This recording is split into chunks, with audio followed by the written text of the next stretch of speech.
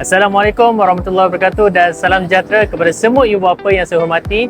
InsyaAllah pada hari Sabtu nanti bersamaan 11 April, sekolah akan mengadakan ujian kemasukan diagnostik untuk anak-anak yang berusia 5 dan 6 tahun bagi tahun 1 sesi 2027. Jadi kepada semua ibu bapa, saya menyeru untuk datang ke Sekolah Rendah Islam Integrasi Ar-Raudah Vista Village Semenyih, bawa anak-anak untuk menjawab ujian diagnostik. Tapi sebelum itu, saya kongsikan dulu video testimoni kejayaan anak-anak yang belajar di sini.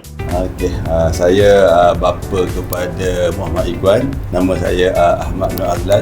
Saya Adam, terima kasih. Setakat ini saya berpuas hati sangat dengan cara pengenalan Sekolah Raudah Islamic School. Dari segi pentadbiran, guru-guru dia sangat komitmen menjaga keutamaan pembelajaran untuk anak-anak ni. Mana-mana kelemahan anak-anak kami, yang kami bagi tahu, jumpa ibu bapa tu, dia akan bantu kami. Kami akan bagi bantulah mana yang kurang. Saya Muhammad Amirullah, bapa kepada Adian Yusof. Saya Nurul Ashikin, melihatkan kepada struktur yuran dan struktur kurikulum banyak membantu anak kami lah dalam pelajaran.